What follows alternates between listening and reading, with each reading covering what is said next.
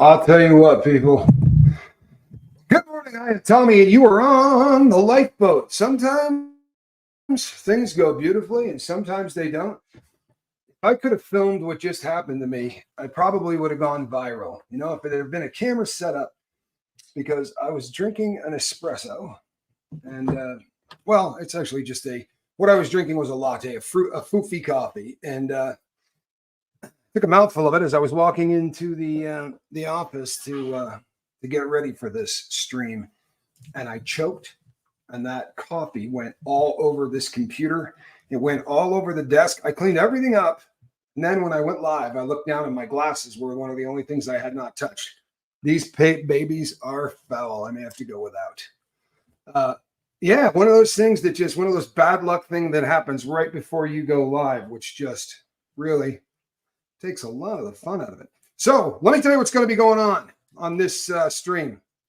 This is if you've been on the Lifeboat for any length of time, you've probably been through about 3 or 4 of these streams. If you are brand new to the Lifeboat, you're the reason that we're doing this stream, right? We're blessed, and it happens every once in a while.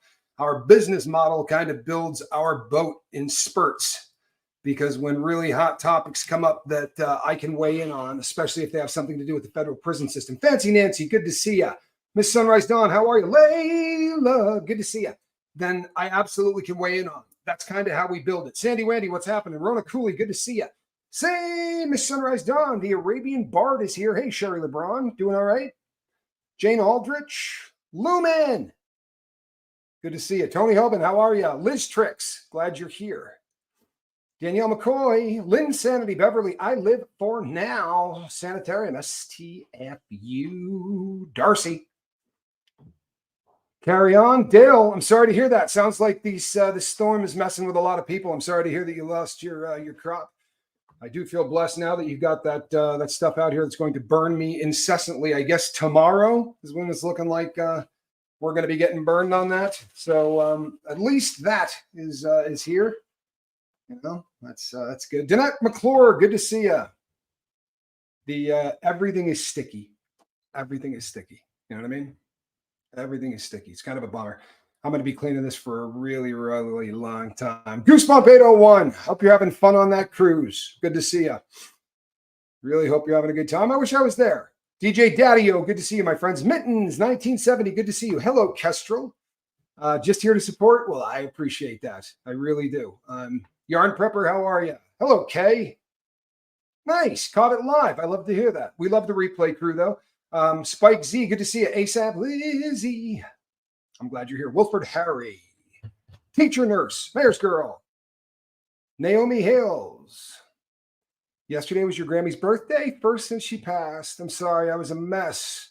But you chatters and the captain really helped me get through the day. Thank you all so much. You know what? I'm really glad to hear that. That's the crew of this channel, right? The crew of the Lifeboat is a very different kind of place. If you've only been in chats where the normal YouTube stuff goes on, then this might freak you out a little bit. Pam Abernathy, good to see you. Glad that you're back. Jolene, glad you're here. Let's see. Trying to make sure I didn't miss anybody. Tampa B, I'm glad you're here, Tampa B. So connection and community, right? 2 really beautiful things. Now I can polish the glasses again because I don't really need to see your names. Let's see. Really bad. My eyesight's gotten really bad. The next time I go down to Bug Tussle, I'm getting my eyes looked at again, because every time I go to a optometrist, for whatever reason, they never get it right. So I'm going to bring Reese Quibell with me. And Quibs is going to show me how to make sure that, because she did that for a really long time. And she happens to be my girlfriend. I figure the combo of those 2 things should help. Hello, Andrea Malloy. Andrea. That's not a bad one to start with. Yesterday in the chat, I can't see chats as I'm in them, right? Honestly, I turn it off if I'm on somebody else's channel for a ton of reasons. I know my mods, right? So my mods are going to do what they do. They're going to get rid of people. They're going to keep things running smooth. If I'm in somebody else's chat, people are going to come in. They're going to troll. They're going to trash. Why would I distract myself? So when I'm in, the only thing I see is the stuff that gets popped up on the screen. I try to focus on the things that I'm doing, but I'll go back and watch it afterwards, after the fact. And I saw people putting up comments thinking I was still married to my attorney. Good Lord, no. So this happens every time we get a fresh 1,000 or 2,000 subscribers that come on, right? And it's a lot of fun. It really is. But I'm going to try to avoid the confusion and all the other crap by just doing a quick history right here. And I do mean quick, right? We're going to knock this out because my story is pretty simple. I grew up in a really good family. My mom and dad stayed married until the day that my dad passed. We did a ton of things together. We hung out as a family. We ate every meal together. We lived good. We vacationed. We were upper middle class and very happy.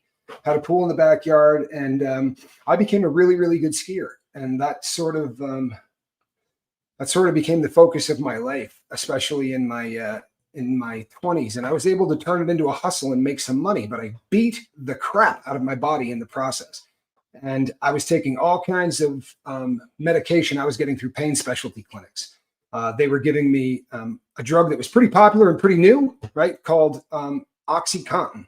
Now, I was familiar with oxycodone, which was Percodan. So I figured, how much different can this be, right? Yes, I did. I was growing up in Vermont, correct, ASAP Lizzie.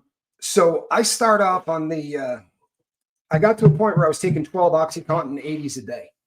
And you got to keep in mind, people, that if you don't know the story of OxyContin, there was a family out there that started this called the Sacklers, right? And the Sacklers, hello, Rassler's mom. The Sacklers went out of their way to do some foul advertising, right? They used a study that wasn't actually a study. It was just a letter that somebody wrote to the New England Journal of Medicine, right? The JAMA. Just somebody had written a letter, and he had his secretary pull off a bunch of statistics off of his computer. And since she had signed the document, they took the two names and it became a study, the Porter-Glick study. It didn't exist. But that study said that it was almost impossible to get addicted to OxyContin. You see, this doctor, he tracked everybody that left his office, and only about 4% ever reported back that they had a drug problem. That's pretty concrete, isn't it? You mean a lot of the people that got addicted didn't call you up to say, hey, I'm having a problem eating way too many of these pills. I'm going to the street. I'm doing whatever. It wasn't a study. It was just an observation. When they came to subpoena this guy and bring him into court, he was like, what the hell? What? What do you mean study? I've never done a study. I'm not going to Congress. They said, oh, believe it, you are. Right? Your study, the Porter-Glick study that says OxyContin only is got less than a 4% chance of addiction. This is going to be driving the addiction problem in our country, right? So I was getting these things left and right. Andrew, the Heat Seeker Boyle, good to see you. I'm really glad that you're here. Paula Penley, good to see you. No, it was the most addicting stuff in the world. And when the Sacklers found out about that and they heard that the number was in the 20s, they literally said, yeah, I thought it would have been higher than that. Right? That was their response. These dirtbags knew what they were doing. But I digress.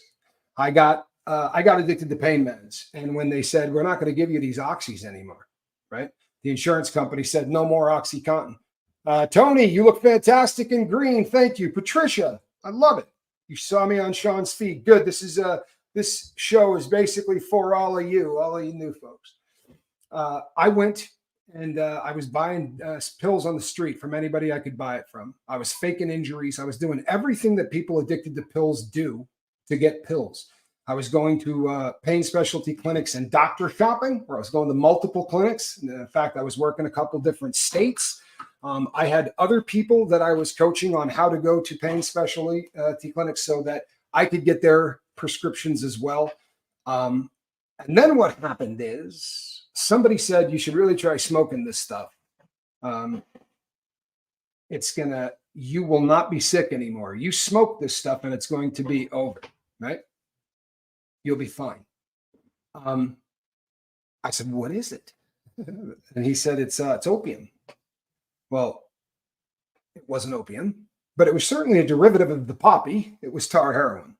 And it may sound really stupid. Hey, a Tribe Called Duff, good to see you. It may sound really stupid, but by the time I understood what was going on, I was already addicted to it. Plain and simple, that's what was going on. By the time I knew what I was smoking, I was already addicted to it. And then it just started to get out of control. I I worked a hustle. I've been really honest about this. I worked a hustle. It was a network marketing pyramid scheme kind of thing, right?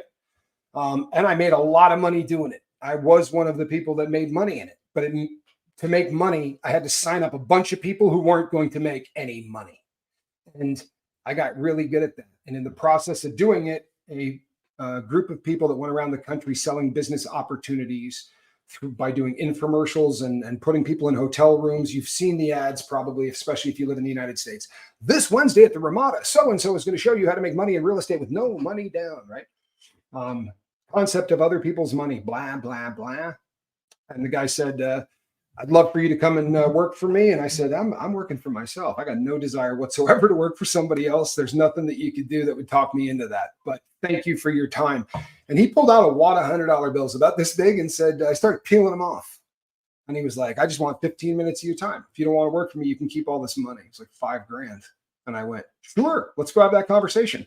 But I ended up working for him, and I became a public speaker, and I got super into the whole thing. And public speakers, especially that kind, it's $499 is what the packages sell. So when I'm on the stage, I'm charging people $499. And what happens is you take all of that money from the show, you multiply it by whatever the percentage they're paying you in commissions, and that's how you get paid. But it works out to 35 or 40 grand monthly for people that are good at it, right? My problem was, as fast as I was making it, I was partying.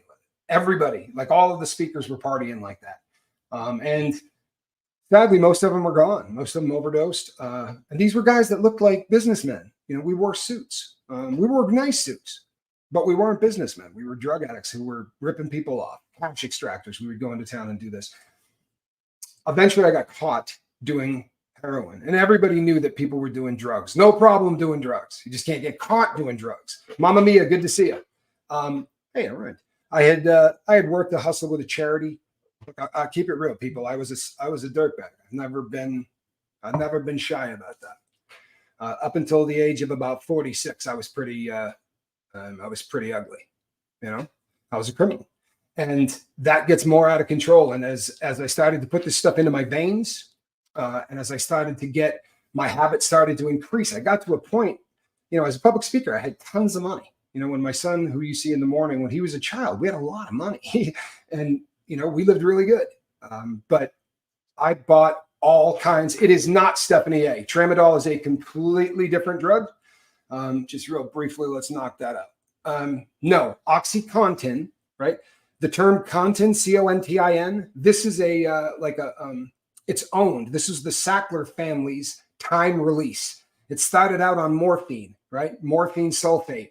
And it was called MS, morphine sulfate, Contin, C-O-N-T-I-N. That's the time release. That's what delivers the drug over the course of 14 hours. They then took Percocet, and instead of 5 milligrams, they'll give you 80 milligrams, and they're going to deliver that over 14 hours, right? Sounds like a great idea. For people who really have bad pain, it sounds like a great idea. But what are the odds that a drug addict might take the coating off of the outside? Because as it turns out, that's really how the Sacklers were doing this. If you were to shave the coating off of the outside of these pills, you could smoke them, you could shoot them, you could snort them, you could do just about anything that you wanted to do with them and get that 80 milligrams of Percocet delivered instantly instead of over the course of a full day. And of course, that's what addicts did. And this started the unbelievable addiction problem that we have currently in this country. Once the industry that I worked for would no longer pay me to do what I did, I was a guy without a way to make a living. I speak for a living. That's what I did. And I couldn't do it with my industry, and I wasn't going to sell cars. I had to come up with $700 a day. And while I was a public speaker, we bought a bunch of stuff. There was a bunch of things that we could sell off. So for a long time, even after I stopped working, I could continue to do $700 worth of dope a day. The woman I was married to at the time, I never use any ex's names because they don't deserve any of that. But the woman I was married to at the time also had a thumping heroin problem. I sent her to rehab. She got sober and never came back. And probably the right thing to do. But she did a hell of a job taking care of my kids. my son Spanx, who's on this channel, and my daughter Cedar. None of those names are real. My name is not real. Well, it's real now, but it's not what I was born with. So for those people who just get here, you'll come across stuff that people made and you'll be like, oh my God, that's not his real name. There are 2,000 plus videos of me here. If there's a question out there about me, it's been answered in my videos. I'm not going to re-answer every one of them. If you want to, dip in with the trolls, knock yourself out. Because every time I start doing well, every time I start getting traction, so I get a bunch of new people come in or whatever, guess who else gets traction? The dirtbags who literally, it's a symbiotic relationship.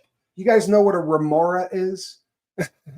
Remoras are those fish that kind of attach themselves onto the bottom of sharks. And as the shark eats all the crap that comes out their gills, the remora lives on. Well, that's the concept of the troll. You'll never see people trolling channels that are smaller than them. Okay? Doesn't really pay off. So we don't put up with that crap here. There are some things that we don't do on the Lifeboat. If you want to tell me who you think the president of the United States should be in the next election, the comment's going to get removed. If you continue to tell me that, you're going to get removed. Here, we talk about connection. Now, I'm going to talk about P. Diddy because it's a fascinating case and I can lend stuff to it. Other cases will come up that I will talk about. There are things I'm going to weigh in on. And when politics and drugs run into one another, sometimes we got to talk about it. Right? But this is never going to be a political channel. Half of the country I live in disagrees with the other half of the country, right, on politics. That's pretty much how it is these days in our country. But all of us need to get back to a time when even if you disagreed with somebody, you could still have a freaking conversation with them. We've been pretty good at doing that here. Flock of Shih Tzus, good to see you. We've actually been doing fairly decent with that. You're on the bus. All right. J-Caps, good to see you. Mo Love, how are you? Paula Pendley, good to see you. Izzy E, what's up? Jazzy Girl Sarah. Layla, what's the biggest win since the Lifeboat channel started? Danny Masterson, right? Keep it real. This is in terms of the channel. The biggest win personally, right? The biggest win personally. There was a person that I worked with, and this is a really rugged story, but I'll just tell you, I can't tell you all of it, but I'll tell you a good chunk of it. We managed to put a whole entire group of people on medical assisted treatment in one whack. That's probably the most impressive thing that will ever happen with the boat, unless by some chance, we continue to grow and I end up a large enough channel where we can give away, 10 and 20 grand a whack, like you see some of those channels do. But for a little channel like us, I went to talk to a group of kids that had opiate addiction problems, right? Everybody in the room, male or female, were there because that was their drug of choice. And I went off on this like 30 or 40-minute tangent about the technology that's helping medical assisted treatments, right? You can get a shot, or you can do, there's a lot of different avenues these days for people trying to kick. You don't have to hurt anymore. And I'm trying to explain this to kids who are really having trouble. And one of them goes, yeah, we're not allowed to, none of us here can do that. We can't get on Suboxone or any of those things. And so as I was leaving, I said to the woman, why would you stop them from doing that? Like, to me, this seems like a no friggin' brainer. The success rate with it, say whatever you want, hate it, whatever. The success rate with it is a hell of a lot higher than you would imagine. And it really does save lives. And I said, why wouldn't you allow that? And she said, oh, no, it's just a money thing. And I said, so if we came in here and paid for these people to get their first month or two on medical assisted treatment, you'd allow that to happen. And they said, yeah, absolutely. So I rolled right through it. I was able to actually go in there and we were able to hook everybody up. And that was one of those things that, I don't know what could happen that's going to feel like a better deal than that. You follow me? I intend to continue to do what I do. Hey, Sassy Savage. I continue to, we're going to do what we do. And hopefully we'll get a lot more wins like that. But as far as building the channel, the biggest win was Danny Masterson, right? Hold on a second.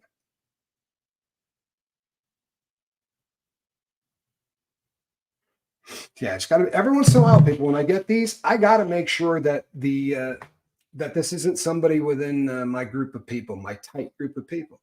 Right? We build recovery families here, and you're all a part of my recovery team, right? Every one of you. I'm a part of all of your recovery teams. However, I got a group of 5 people that can call me whenever they need to. If that phone call means I'm thinking of getting high, I'm thinking of losing it, right? One of my homeboys called me yesterday because he got some mail that had him going off the deep end. And if that fool wants to call me at 4 a.m., I have committed to him that you can go ahead and call me at 4 a.m. You follow me? I do not have a problem with that. I am completely cool with that. That's a select group. So every time a phone goes, I'm not being rude, but if that's one of my guys, I'm going to shut the show down and go talk to him. That's just the way it goes. Along those lines, since this is a good time to break this up, I also do not put up with people trashing those I care about. This has been an issue in the past because people think on the big red button that if it's me and a homeboy, let's say Russ, for instance, right? If you're going to trash my friend, we're not going to be friends. That's how I do things, right? I don't separate it. To me, that's not separatable. Okay, well, I hate your best friend, but you and I are going to be friends. If you hate my best friend, don't mention it to me, right? Because we got a real good chance of not being friends. Sorry, that is how it works with me. I've spent time locked up, right? When I get in the shower, I got to know that the dude who's sitting out in front of that shower is absolutely my homeboy. I got to know that no matter what happens, that dude's not going to walk away or get paid to walk away. You know, the reason I bring that up is this. I have a group. I absolutely have a group, right? My son is on here. I'm on here. My brother is on here. My girlfriend is on here. I feel really, really strongly about Joel. I really do. It's Surviving the Survivor. So you're absolutely allowed to dislike anybody you want. You say it in my chat, I'm never going to see you again. I freaking promise. You can do whatever you want. I'm not a guy that, and people go, what about free speech? You're in my house. This isn't free speech. Don't trip. I'm all about free speech, right? You know what free speech is? Start your own channel. There are dudes out there that will tell you that last night I essayed a sheep. I promise you. There are dudes out there that make content about me around the clock trashing me because they can't make content themselves. They can't create. So they make stuff up. And the Diddy thing is a perfect example of exactly why people do this. Why do you think I'm reporting on Diddy? Right? Because I'm getting paid by reporting on Diddy. Now, I was talking about this a long time ago because I knew this guy was going to turn into an Epstein. But this is the way I build my channel. I'm able to comment on criminals in a way that other people can't. Right? What's going to happen to these guys when they go in, or what's the process that they get pushed through the court system? And, with Danny Masterson, that was a state charge. So although I did comment on that, and what really helped me is I was the first person out of the courthouse when he got sentenced, me and a friend of mine. So that was kind of, but I stopped. I don't continue to talk about that. The story's dead as far as I'm concerned. The guy's in prison. He's going to rot there. I'm not giving him any more ink. I'm not talking about this dude. If he gets carried out of there on a stretcher, we'll do a story about it, right? Diddy, this is a story that is absolutely cooking right now. It's cooking. So this is absolutely how we build the channel. That said, we then get back to business as usual. Stick around, right? Watch the Diddy stuff. Get to know the people in the chat. And what I think you're going to find is this isn't an anti-drug channel. Right? We got tons of people here that get high every day and we don't care. This is a live your best life channel. Now, I don't want anybody strung out on dope. I don't. My goal in life is to try to help anybody that is. It's kind of how I decided I wanted to spend the rest of my time on this planet.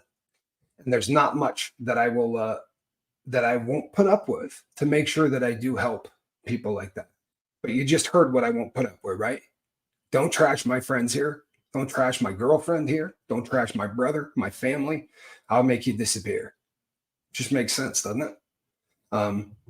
Hey, Magenta Trauma. Found you from STS, and I'd always wondered if, well, I'm glad that you're here. And it doesn't much matter what you wondered. I'm glad that you're here. Question, do you think Diddy wants to call himself Love because God is love and he thinks of himself as a God. No, honestly, I don't. I don't believe that is. I think that. I think that he saw the writing on the wall. Right. Like I found out this yesterday, and it's documentable.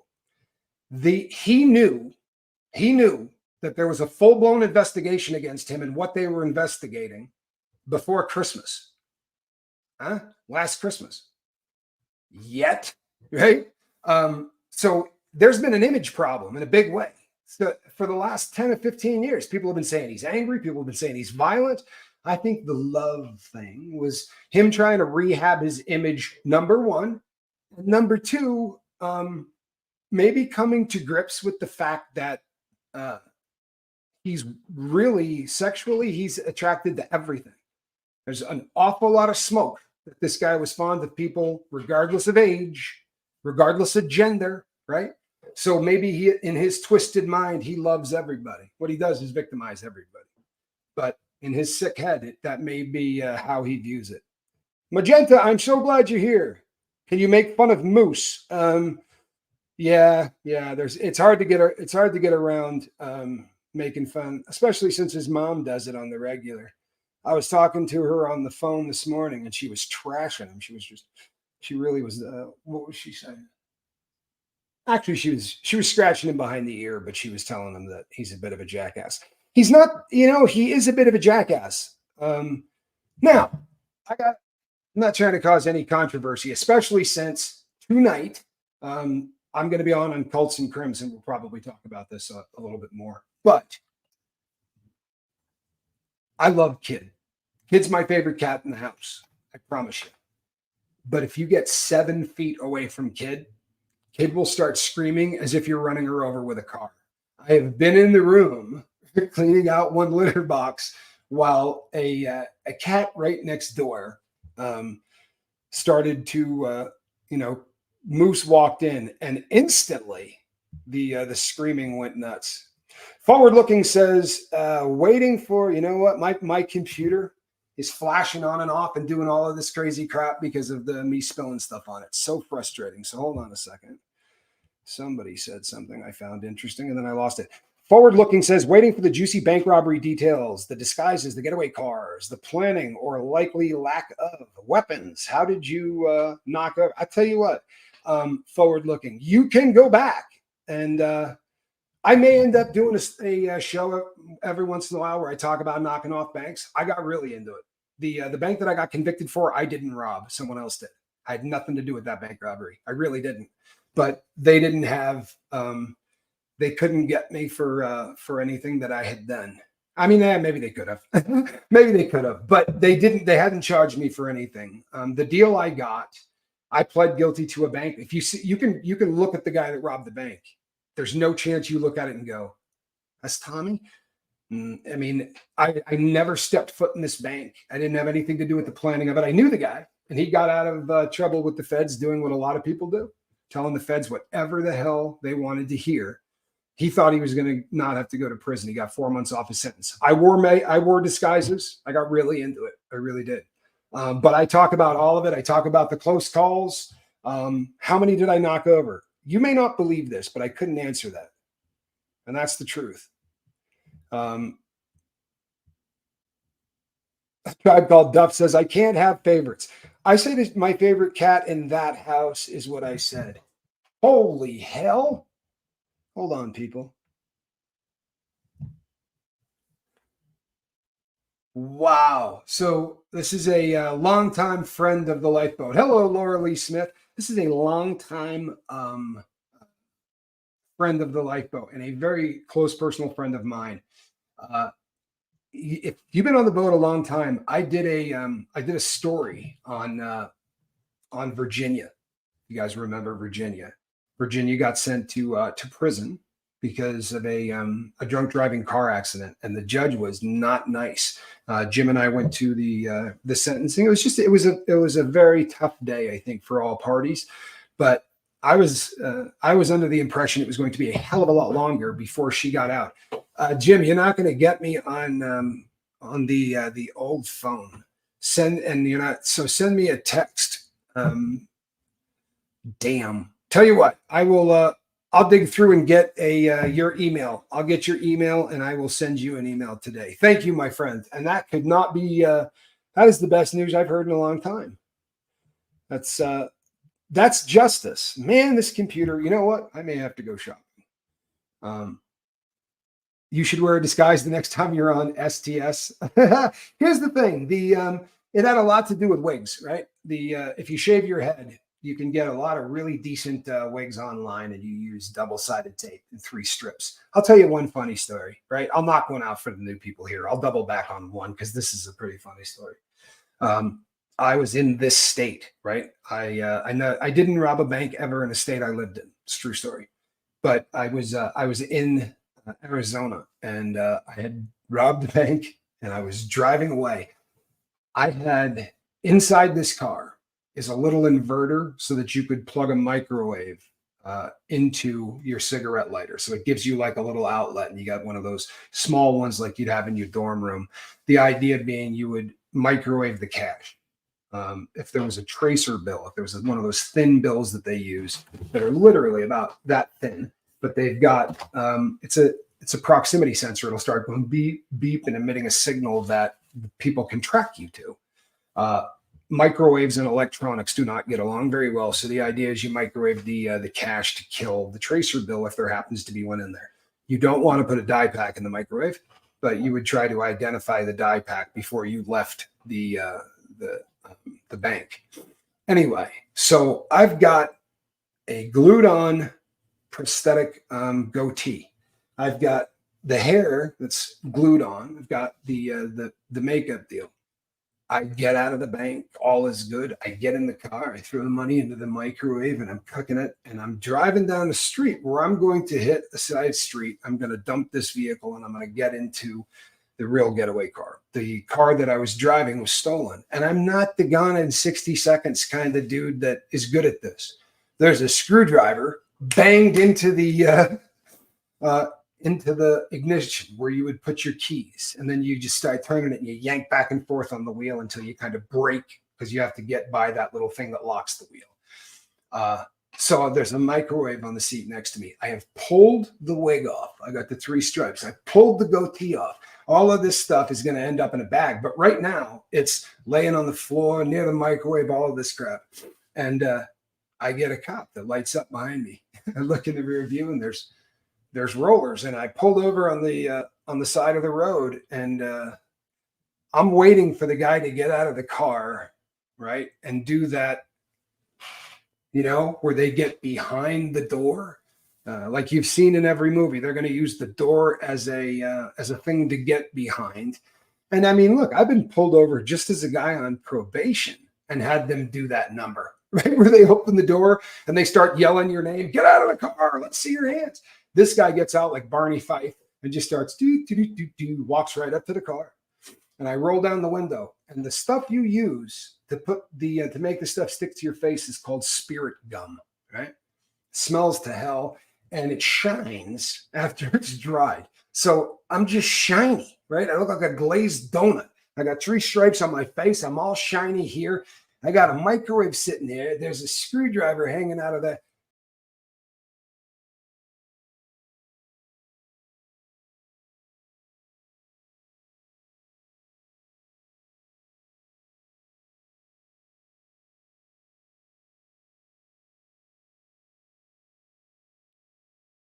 Thought I was kidding about that coffee, didn't you? I don't know how long this is going to last, people, so I'll try to get through this story. But so I'm doing this one with my foot, right? I'm doing this one with my foot, like brake, gas, brake, gas, brake, gas. And I'm thinking to myself, it's been a decent run. I'm going to go to prison, right? I'm not going to run. This dude's he'll chase me down. He'll shoot me. So I just pull over to the side of the road. And Barney Fife comes walking up to the car like there's just no problem. And I'm looking at him, and he goes, do you know why I pulled you over? And I go, no, I'm trying to figure that out.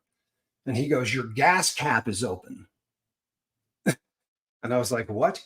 Your gas cap. He's like, not the door. Your cap is off. And I go, wow. And he goes, yeah, I don't think you have any idea how fast the gas in your gas tank will evaporate in this heat. And I'm like, yeah, I can imagine. Like I can honestly see this being the kind of situation that, you know, if there's ever going to be a place where gas is going to evaporate, I would imagine it's around Phoenix, Arizona, right? And he goes, well, why don't you hop out of the car and close it and get on your way? And I've never been pulled over in my life for any reason ever that a cop didn't say, can I get your license and your proof of insurance? That's the hello, right? Always. And I was ready to give it to him. I was just, you know, this was it. I figured this was the end of it. But I got out, I closed the door, I waved to Barney Fife. He went driving past me, and I called my homeboy, who has been on the show a few times, Jack. I called him as I'm going to the, I said, you are not going to believe what just happened. And I told him the story, right? And I said to him, can you imagine tomorrow at the police station when they mentioned that there was a bank robbery, right? And they say black Durango or whatever, and this dude's going to go, oh my God, I had that black Durango pulled over. And my homeboy goes, ain't no way he says that. And the comic relief, because I was so damn scared from the adrenaline and everything else, that when he said to me, ain't no way, he tells them that, I started to laugh. And it got so bad that I had to pull the car over. I mean, I was honestly laughing so hard that I thought I was going to crash, because I don't know if you've ever been so terrified that it's like you think this is it, like the last moment you think you're going to die, like right for a car wreck or something like that. That moment where you really freak out from being freaked out is unique. But normally it has something to do with your life being threatened, right? As a criminal, that's not always the case. Sometimes it has to do with you know that your freedom is about to end. And it is a horrific feeling. But what's funny is I didn't get caught robbing a bank. They never put me in a bank. I got ratted out. And they had enough to scare the hell out of me. And the attorney that had been hired for the case was a woman that wasn't very nice and didn't like me very much. But she had an assistant who was about 29 at the time, and was attractive. And you know, we ended up, because you spend a lot of time with your attorney, and I started spending a lot more time with my attorney. I never touched her. She never brought me anything. She was always a professional. But we started a relationship. And while I was in prison at the Federal Correction Institution in Phoenix, Arizona, FCI Phoenix, I married her. I married the girl that had been my defense attorney at one time. She had to stop being my defense attorney because they found out about the two of us. That said, I don't have anything to do with her. When I got caught for the guns, I got sent back to prison. And you know, a girl rides with you for a little while, especially on the second time you're going to prison, right? Because she met me while I was going in. And she rode with me for a little while. I think she made it about 14 days before she was sleeping with a guy that sold crystal meth. However, no hard feelings there, honestly. I hope she's doing fantastic. I was not. If I had been a better person, then that crap would have happened. You know, she wouldn't have ended up on the road she was on, honestly. I take a lot of responsibility for that one. I do a lot of journaling. Do I worry about cops watching my streams? Absolutely not.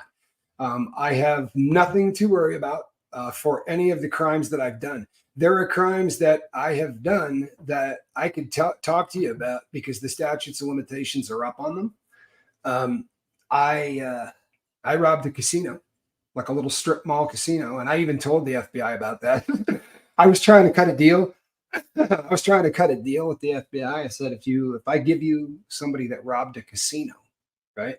It was just a sports book, right? It was a William Hill sports book. I said, but I can tell you who robbed it if that would get me some time off my sentence. And they saw it coming, I guess, because the guy was like, well, if that crime took place in the last couple of years. And I said, nah, it's been about 7 or 8. And he said, yeah, nah, we won't deal on that because the statutes of limitation is already up. And I was like, okay. And then I talked to my attorney and she said, yeah, no, they can't charge you for that. So I absolutely robbed that one. And it was one of the funniest robberies ever because when I went in to rob this thing, they had the checkout was right by the door, literally right by the door. In fact, I didn't plan this. I didn't case this place. Me and the kid that ended up ratting on me for the banks, he had a truck at the time, and we were walking to go into a grocery store. And in Nevada, there's a casino on at every grocery store. There's probably a sports book built into it, or there's always one right nearby. And as we walked by it, the two electric doors, which were super tinted, opened up automatically.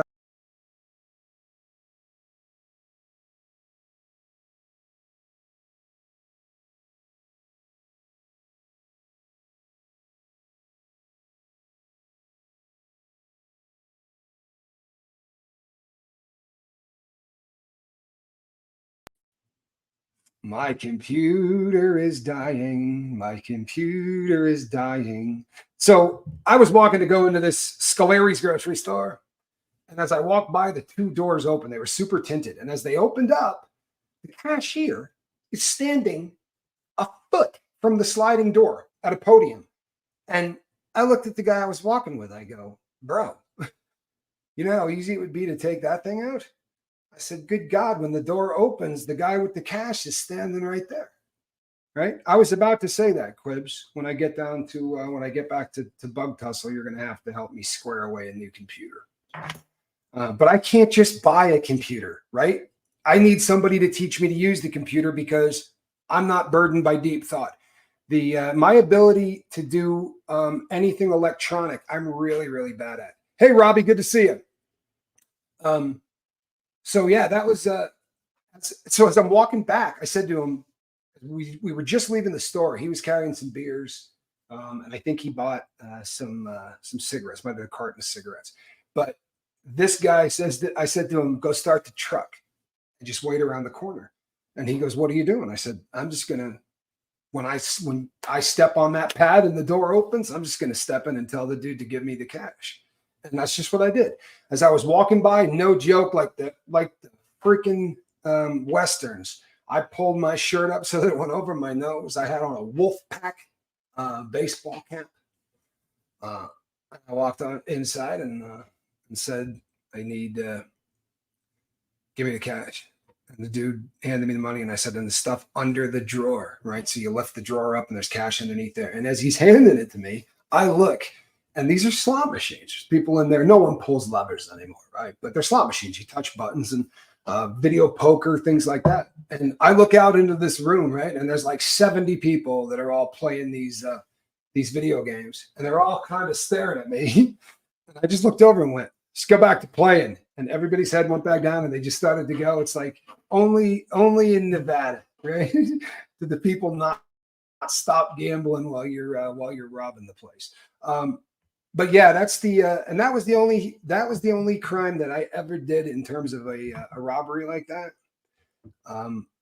That was state stuff. You know, usually what I did was banks, or I was stealing something, not money. But as far as robberies go, with stealing money and stuff, it's not really my thing. You know what's happening, peeps, is that this entire side of the computer, right? While I'm looking at the screen, this side's going. I know a lot of you are content creators. You know how it says live, starred. Well, it's going back and forth like this. So I'm not reading a whole lot of what you're saying because the chat is literally going bat crap crazy. And it's me actually trying to fix that. It's me reaching up to try to make that right that's causing all of the problems. So let's Sandra Ferguson. That looks a whole lot like the symbol for the artist that used to be known as Prince. Prince was fantastic, wasn't he? Let's see something here, peeps. Might just be able to look at it this way and keep this thing afloat. So yeah, I really hope. I hope against hope that most of you stick around. The last time we had a run like this, I'll keep it real, right? It was the first time as a YouTuber I ever had any success, right? I mean, success building a channel. We already had a group of people. I thought the Lifeboat was successful when we were a month old. You know, we had 1,000 people, and there were folks showing up and talking about trying to get sober, or talking about trying to lose weight. and people were really leaning on one another. And we started to take the concept that the opposite of addiction is connection and applying that to things outside of addiction. We started to apply the concept that as people started to withdraw from society, everything went to crap.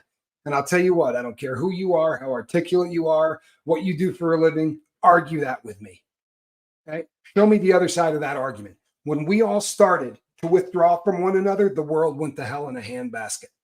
When it got to a point where if your neighbor didn't vote for the same person you did, they weren't just somebody that disagreed with you anymore, right? They were a dirtbag. They were a left-wing nut. They were a Nazi. Whatever the hell, right? The hyperbole. This has been going on now for a really long time. It does not happen here. And we're never going to let it, right? For real. That's a huge thing with me. I was hoping if I got rid of that might stop that process. Sparkmeister. Had a friend that did a bank robbery, got out and decided it was easier to print his own. Went back to prison, but is now on the straight and narrow. You know why? This happens a lot, Sparkmeister. It's pretty funny. This happens a lot. So you go to prison, and as soon as you get in there, it's not like the movies. Not everyone's not talking about what they did for their crimes, but you're going to have to, within your unit, you're going to have to show paperwork for what your crime is. So everybody knows you're in there for bank robbery or you're in there for guns or whatever. And people who rob banks get together and they talk about stupid stuff. And what you find out is, and I'm not encouraging, listen carefully, there's no crime that's good crime. You're going to get caught. It's a stupid thing to do, right? Whatever you do, do not do it. There's your public service announcement. But there is a lot less crime. I mean, a lot less time for making fake money than there is for robbing a bank. Robbing a bank is going to get you 5 years. And if you have, say, $1 million that you got, that enhances you to this massive, massive sentence. If you get caught with $250,000 of fake money, the amount of money that they start getting really crazy about giving you really long sentences on is the kind of money that you'd have to have like printers. You'd really have to be cooking. And this became an epidemic because color printers got so damn good that guys were getting $5 bills, right? And you wash them. You take the ink off of the bill. And what you're left with is that little metal strip that says United States of America, United States of America, United States of America, that little metal strip that's in the bill, and then a watermark. And the watermark looked like the face of a president, but you got to hold it up to the light to see it. So on a 5, right? Who's on a $5 bill? It isn't Ben Franklin, right? It's, what's his name? Abe Lincoln. Isn't Abe Lincoln on the 5? Well, they have now put a 5 this big in red because you cannot get that off the bill. But guys used to wipe an old 5 clean, put it on a good computer printer, and throw a $100 bill on top of it. Now somebody goes into the store, they take a pen and they mark it. That's a protein pen or whatever. That's going to show up because it is real. That's the real bill. It's the real. Then they're going to hold it up to the light and they're going to see a watermark. And if they don't look at that watermark really closely, right? Or if they don't know that Abe Lincoln, so a lot of those bills got through. This became a very popular thing, but it became a crime where counterfeiting used to be done by the mob. It used to be done by people that had all kinds of talent. These were printers and they were big operations, right? Nothing like what's going on today. Now today, any jerk off with a decent computer can become a counterfeiter, right? And that's really that's where the change happened. And it's kind of out of control that way. Tommy, how did it feel to receive so many compliments from a former FBI agent on STS, Scott Duffy? He was really impressed. You know what? I don't know that anyone's asked me that question. Scott Duffy is a gentleman, really a cool dude. It felt great. It really did. It was and a bit humbling. But I remember being busted, and one of the officers that busted me was a woman, and she didn't like me much. I said a few things on the phone that were really stupid, talking about her, and she ended up hearing them. And this woman really hated me. But her partner was a guy, and when it was all said and done, he was coming into the county jail. I was waiting for my case, but I wasn't going to see him again. Hello, Andre Malloy.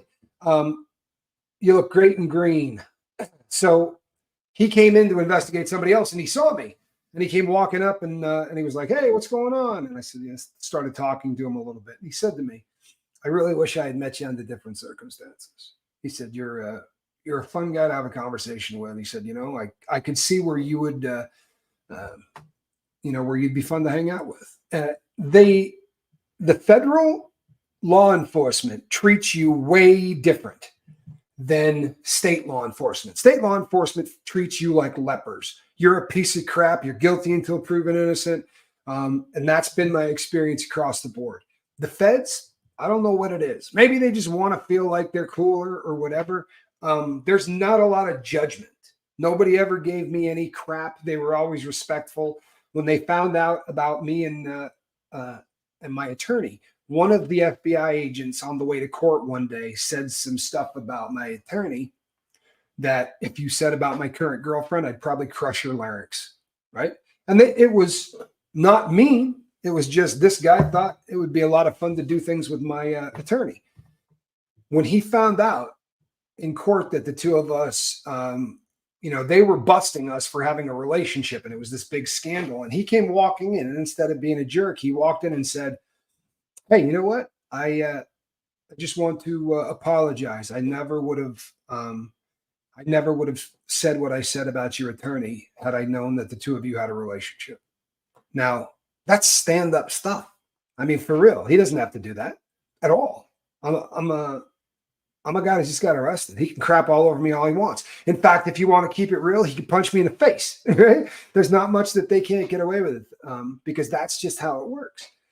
I've had some horror stories with some people in the feds. I've talked about it. I've had some horror stories with some bad officers in the federal Department of Justice within the prison system. But I got to keep it real, man. The vast majority of the people that guarded me, the vast majority of the cops in there were super solid dudes. They were so much like the guys. They had a code of honor that they stuck by. You'd hear those dudes talking, right? You'd hear those cops talking. And for about 9 months, I worked in the kitchen. I've told everybody my job was to order all the food and do all that. I also ordered the food for the officers' mess.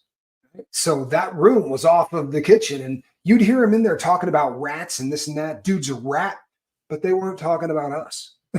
They were talking about other guards who turned a guy in for doing this or turned a guy in for doing that. There really is this little clique inside that's very similar to the inmates. They're a lot like us in a lot of ways. Mary Ann says, how does one start journaling? It's a great question. So here's the deal. There's a lot of different kinds of journaling, right? There are as many different ways to journal as there are reasons to journal. For me, the type of journaling that I talk about here is directly responsible for, number one, going to sleep well, right? Because what happens is during the course of the day, all of these things that happen, somebody really chaps your butt or grinds your gears or whatever. And let's say it's a boss. You can't say to them, hey, you know what? Talk to me like that again. I'm going to smack your teeth out. Maybe you just got to swallow that, deal with it, put it in that closet in your mind and shut the door. Trouble is, we don't go back. We never deal with it. We just keep shoving more stuff in that closet. And then eventually, right, those doors bust open and you have a meltdown where you end up throwing something through a window or losing your mind or crawling into a corner or not getting out of bed or however you respond to that kind of action in the mind. So before you go to bed, get your journal out and you're just going to go through a little bit of what happened to you during the day, right? I will mention in my journaling that I did this. I talk to the journalists, me personally, you can do this any way you want. I have nicknamed my journal Jay, right? Easy to remember. But I talk to Jay as if Jay is a human being because I find that a whole lot easier for me to deal with. So at the end of the day, I do stuff like, all right, Jay, and I start going through what happened to me during the day. Why? Because when you go to sleep, your brain does not go to sleep, right? Science has now proven this, that Jake will work too, that there's absolutely no time when your brain isn't firing, right? This is the new study. You can go back and watch videos I've done on this, but the brain no longer shuts down, right? We know that that's not the case. There's a part of your brain always running, always. We also have found out that sleep equals dreaming, not rapid eye movement equals dreaming. Studies have been done now, right? We have technology now that can prove that.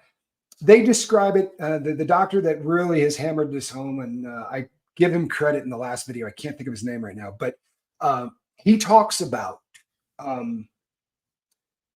sleep pressure. That guy, you going there, Quibs? He talks about sleep pressure, this thing that builds up, and when it gets to a certain point, you're going to have to dream, or you start really getting into trouble. However, when you begin to dream, what happens? Well, in theory, your brain starts working through stuff that it needs to work through that you couldn't handle during the day. And maybe stuff that's so tough that you might need a little supernatural help, right? What do you mean? Well, maybe you need to fly in this dream to be able to cope with whatever's going on in your subconscious. Or maybe there needs to be an elephant in a classroom, but you're not constricted. There's no constriction at all, right? The bonds of earth are no longer applicable. You're sleeping, you're dreaming, you can do whatever you want. Your brain, however, might just spend the first 3 or 4 hours trying to figure out what happened during your day and put it into some kind of a organized way of looking at it. If you take the time to write down what happened during your day before you go to sleep, within the first 10 days, you're going to notice your sleep change. I promise you. Because immediately when you start to dream, your brain's not doing what you already just did. It can now get to the business of the day, which is whatever you couldn't put on paper because it's subconscious. It's below the conscious level. Capiche? Okay. Then when we wake up in the morning, assume the night was the same thing.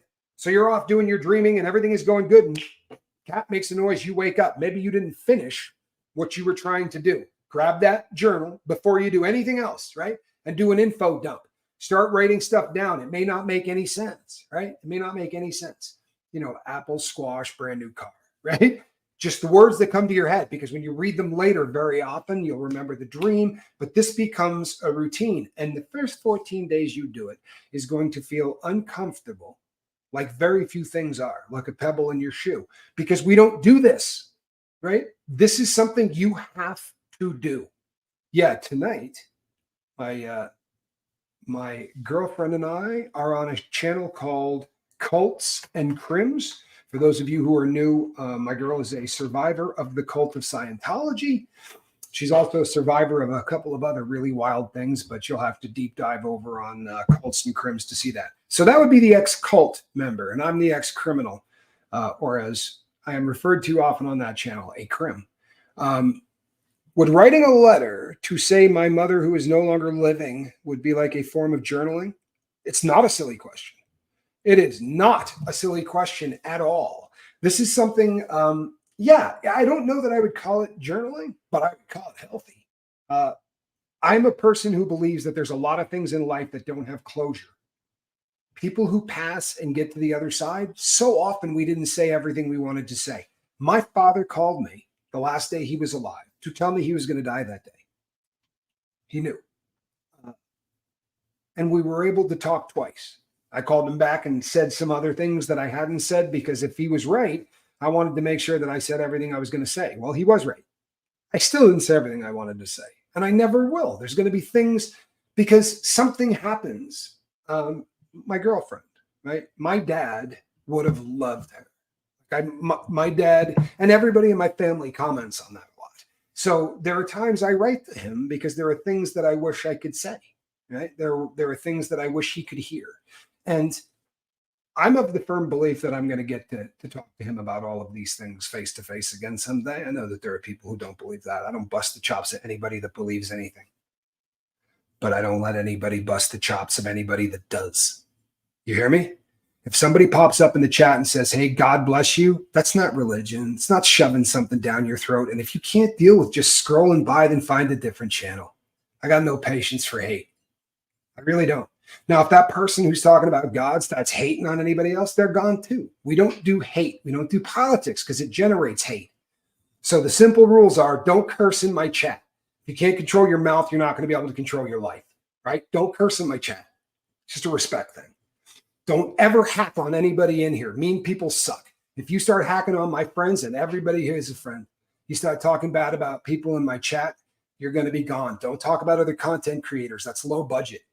We talk about concepts. We talk about ideas. We talk about people who are making something happen in the world, good or bad. We don't talk about other people who are just creators who are out there trying to make a living. That's stupid.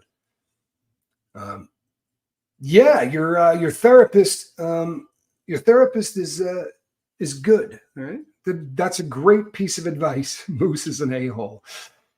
Moose is a kid. He's a teenager. He's going through some adjustments. You know what I mean? He's going through some adjustments. I was a real jerk until I was in my 40s. Even by cat years, Moose is still in his 20s. You know, he's just he's still in his teens. He'll chill out. He didn't have any friends until just recently, and I promise you that it's a lot more bark than bite. Sorry, but that's my humble opinion. And now I will get beat severely about the Head and Shoulders by all of my fans on Cults and Crims tonight at 5 o'clock on the West Coast. So I will be live at 5 o'clock West Coast time. Just me and Quibs going live. If you've never seen a Cults and Crims, you don't know what you're missing. When I say to you, there is nothing we won't talk about on Cults and Crims, right? Well, we don't talk about others, but we'll talk about ourselves, like within our relationship or anything. You'd be really surprised at just how crazy it gets. So please do stop by. April says, I hate that I had to be the replay crew so much lately because of work, but I replay every day. You have been doing a great job with the Diddy stuff. Thank you. I wonder about your opinion on the Menendez brothers. I am going to be doing a really long show on the Menendez brothers coming up. I absolutely am going to be doing a long show on the Menendez brothers. But I'll give you, I won't bury the lead, right? I'll tell you how I feel. There was a play written by one of the brothers, the older brother's Lyle, right? I think Lyle's the older. In college, he wrote a play, and the play was about two brothers who kill their parents to get the money, and they a screenplay, and they grab the cash and buy Porsches and do all this, right? So even if they were being abused, this was a fantasy, right down to the Porsches. What did they do? They shot their parents with shotguns. Just exactly what they had done. That's premeditation. Now, did the dad need to get shot? I don't know. It certainly looks like there's smoke there, right? There's a kid that came out from a rock band that said that the dad had, done bad stuff to him. That doesn't always necessarily mean that person would do something like that to someone in their family, but it's reasonable doubt, isn't it? I mean, that is reasonable doubt. Trouble is, there's so much other stuff that you go, ooh, right? That's just kind of dirty. Like the kid on the phone, right? The younger one on the phone going, I've been practicing my crying. Remember, you've heard that. If you followed this case, I've been practicing. I'm getting really good at it. I've been practicing my crying. Okay, yeah. You're never going to come back from that. Sadly, you're never going to come back from that. There are a lot of people who get SA'd by their parents. There are a lot of people on the Lifeboat who have endured that. But I don't know anybody on the Lifeboat that got a shotgun and whacked both of their parents over it. These guys were at the age where they could get out of the house. They were at the age where they could walk away. But I'm going to be doing a big, long show on that. But there's the thumbnail version of it. We are going to... I'm going to be putting some announcements up about where I'm going to be so that you guys can go and check me out on some other channels if you want. I do have... There's either 2 or 3 channels that I'm going to be doing in the next couple of days. Excuse me. Not counting my channels, which would be here and then Cults and Crims that I share with my girlfriend. Her channel is called Relatable Reese. If you want to get a little more background on my girlfriend. And everybody knows my brother. My brother is the Johnny Scoville. Silver play button having, hot pepper eating, reality show pimping. Johnny's a big deal. He's the Scoville that everybody knows. I'm excited about the Menendez brothers. I'm undecided about it. I've watched a few things. You know what, Rassler's mom? I respect the crap out of that. How many people can honestly say that these days, right? For someone to say, I'm open-minded. I kind of want to hear. Usually by the time I'm talking to somebody, they got a pretty good idea, of exactly where, what direction they're going in. But I'd love the idea that there are people who are going to be listening to this with a fresh, So definitely, no, I never met the Menendez brothers. They are in state prison in California. I was in the federal system. So although I was in California, just once now. Although I was in California at a prison called Victorville, that is a federal facility. It's an ugly federal facility, but it's a federal facility, not a state one. But I'll tell you something. The ugliest time you do in the feds is probably going to be in Texas, or it's probably going to be in California. They take their cues from the locals, and there's a lot of politics. And by politics, I mean problems between races, right? Not problems, just hatred, isolation, separation. And that happens in the feds too, which made being friends with Q, a bit interesting. Can I schedule the boats around the World Series? Well, that seems legit. I mean, I'll be honest. Normally, people, 8 o'clock in the morning on the West Coast, right? We have a show. And then we do a show at about 7 o'clock on the East Coast at night. That's usually it. Unless something like Diddy happens, because I do want to get information out to you people as fast as I can. If I hear something that I can now verify, I'm going to do a video. We're not going to pull them all into hours. And unless, here's the thing. If it's something like, so he is in solitary confinement, make no mistake. He's not ordering any short order meals. They're not doing that at this facility. Doesn't happen. This facility is run exactly as the federal prison is.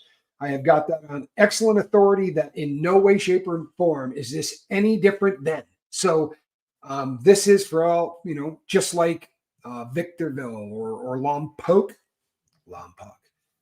or any of those, right? It's going to be run the same way. So he's got, what he has is the ability to grab some commissary. There is a new civil suit. I'm on a service that is anytime I get, if there's anything that comes out on the AP or on any of the wires about Diddy, I get it. So yeah, I'm going to be looking into that one. Here's the other thing. The arrest report on Diddy is over 500 pages long. This didn't get read in court, but getting a hold of that is difficult. And going through. I got somebody that's doling this out to me, and going through it is tough. The Aaron Hernandez case, flock of Shih Tzus. I would love to talk about Aaron Fernandez, and I'll do a show on it. I promise. And if you can't wait till then, because it's going to be, I'll happily give you my overview, right? Here's my overview in 20 seconds. His problem was traumatic brain injury, and I consider myself blessed. For those who are brand new here, I am suffering from traumatic brain injury. On the bright side, my decline does not make me violent, right? Thank God. But Aaron Hernandez, you take the life that he grew and you throw in a little traumatic brain injury, and he's got the opportunity for really bad things to happen. And it's also a lesson to anybody out there. I'm sorry. If you go into prison and you join a prison gang, it's on you, right? Joining gangs on the street, you're going to end up in a prison gang. You join a gang on the street, you're already in prison. You just don't know it yet, right? It's the saddest stuff in the world, because more often than not, these are boys that need dads. Now, when the guy who helped me get sober, Q, gets out, he's going to start a YouTube channel, like similar to the Lifeboat. But all he's going to be talking about is how badly boys need dads. Something he's pretty fired up about. It's his passion. So, and I believe he's going to get out. He's getting everything put together, so it's ready to go. They went to jail in 1990. Yes, that is exactly when they went to jail. It was, I believe, 90 was the start of it. Right? It went on for a hot minute. Very ugly case. The women's level 4 prisons have gangs. They do. Absolutely. And as far as what they do with the races, that's going to vary from yard to yard.